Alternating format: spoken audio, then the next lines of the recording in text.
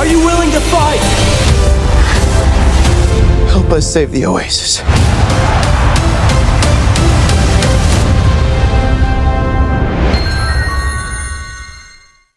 Halo Besti, gimana nih kabarnya?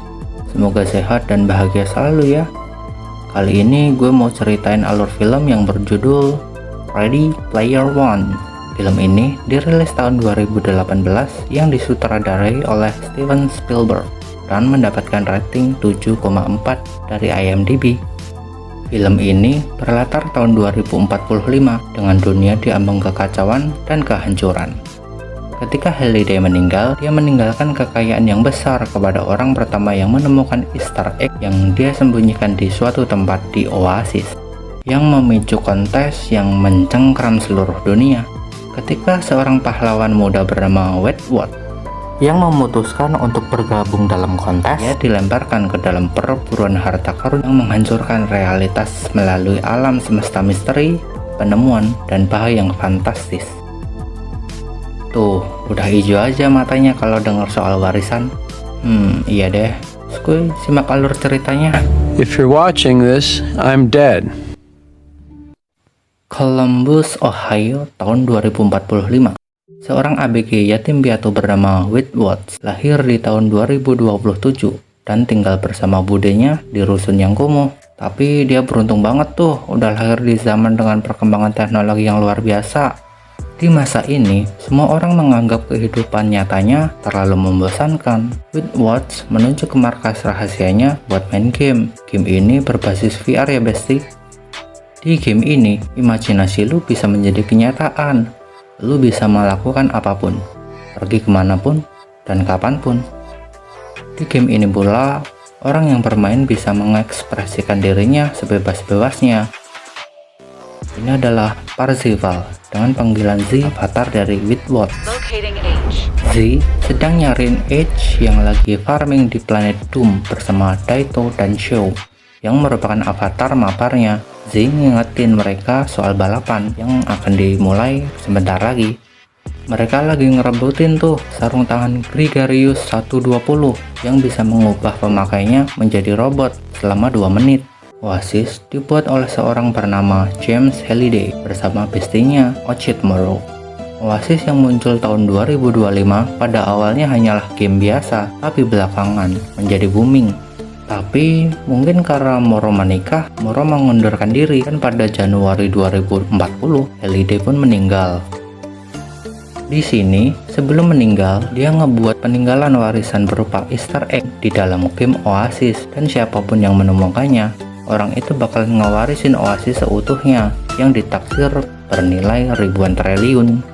Halliday pun ngebuat NPC bernama Anorek, dan untuk mendapatkan Easter egg itu, seseorang harus nemuin 3 kunci untuk mendapatkan clue dan sebagai syarat wajib agar bisa menangin tantangan.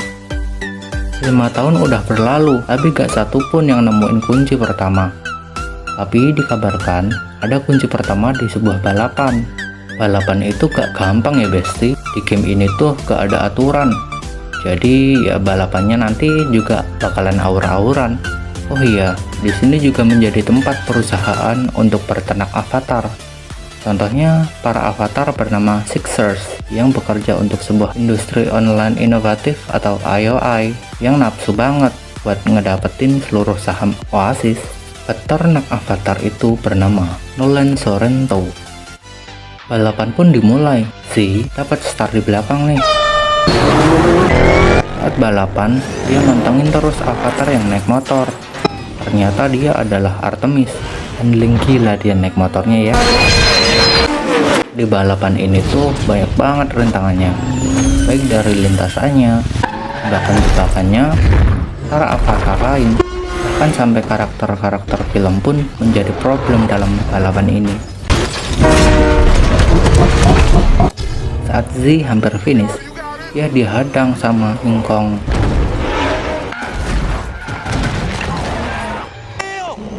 Tapi berdasarkan pengalamannya, dia juga nyelamatin Artemis tuh.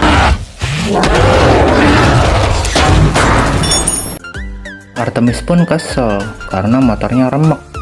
Lalu Z ngajakin Artemis ke bengkel H. Di sini Edge ternyata buka las-lasan guys. Di sono Artemis masih kesel because ditahan sama Z sewaktu hampir finish. Dia gak mau tuh kalau Ai dapetin Oasis, karena menurutnya dunia akan hancur kalau itu terjadi. Saat Z lockout dan balik ke rusun, dia langsung dihajar sama pacar budenya karena dia kalah setelah main pakai sarung jelek milik Watts. Watts kesel kan, terus dia main Oasis lagi dan dateng tuh ke Holiday Journey buat nyariin petunjuk dan ngeliat semua isi kegiatan semasa hidup Holiday.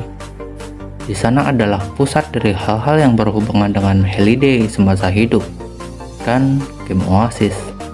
Singkatnya, Z dapat wangsit tuh, dan esok harinya dia ikut balapan lagi. Saat balapan, Z gak ngegas maju mobilnya, tapi malah mundur secepat-cepatnya. Dan lalu dia pun melaju tanpa hambatan. Akhirnya dia pun finish. Setelah sekian lama, akhirnya ada yang menangin balapan ini. Lalu Anorex pun nongol dan ngasih kunci yang pertama dan hadiah 100.000 recehan.